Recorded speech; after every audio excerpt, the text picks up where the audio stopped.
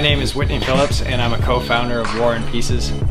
We manufacture skateboards, we build houses, we do retail build-outs and trade show booths. With the scraps from that as our marketing, we build skateboards and snurfers and longboards. The company basically began, Matt Groom, shortly after Tropical Storm Irene. Matt Groom started rebuilding the Pitcher Inn that was devastated by the flood, and he hired me to come on and help him. At which point we worked together side by side for 2 years, probably on that project, and it became evident very quickly that we should be partners and that we should continue working together as much as possible. We also realized shortly after that neither of us enjoyed throwing out wood, no wood scraps. We decided that we should do something with them. So Matt has collections of scraps, and I had collections of scrap pieces of wood. So all of the pieces became Warren pieces.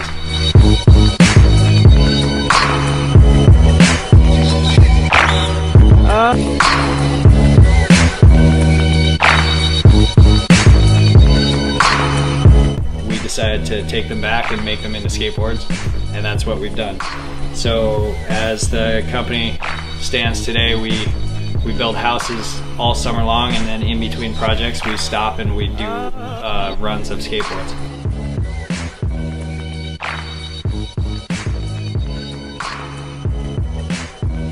When wood comes to us, we collect it in 55-gallon drums, we collect it in bins, buckets, whatever. And then when it comes to our shop, we typically dimension it to 1 5/8, and that's this dimension. And then we try and go different thicknesses, and that way we end up with an array of different colors and thicknesses to choose from. Then what we do is we close the doors to the shop and lay out all the wood to the point where every surface in the shop is covered. And from this is sort of our palette of stock to choose from. Typically, we'll find one cool piece of wood,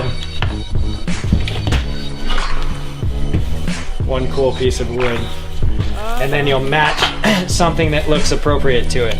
So these are 2 pieces of mahogany that are left over from Gibson guitar necks. So I'd put that bright piece of maple that's got a lot of character in it right in the middle of the 2 pieces of mahogany to create an accent. And then I'd build out from there and maybe use these 2 pieces of sapele, which is an African version of a mahogany. I think that's a pretty cool look. So then I'd take my cool centerpiece and I would bind it all together, and I would take my blue tape and wrap around it. And that's where you'd be at this section. And I'd have my piece of blue tape, and I know that if I cut this in half this way, it will be wide enough to be a skateboard. So then it all gets glued together, and when it gets glued together you end up with a rough top like this and glue spilling over the sides, and it's not very pretty. But once you throw it through the planer, it cleans it all up, and this is what you end up with. And then I would take this, come on over to the bandsaw, and I would run it through the bandsaw in this orientation. And when I do that, I'd end up with 2 slices that I can open up into what's called a book match. I'll show you these pieces right here.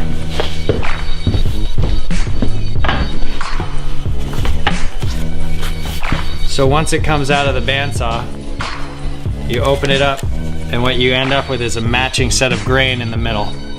And that's the skateboard top. Then it would be bent over a piece of bamboo to create the board. You'd have a bamboo bottom and a veneered top, just like that. All from wood that otherwise would have gone into the wood stove or the dumpster.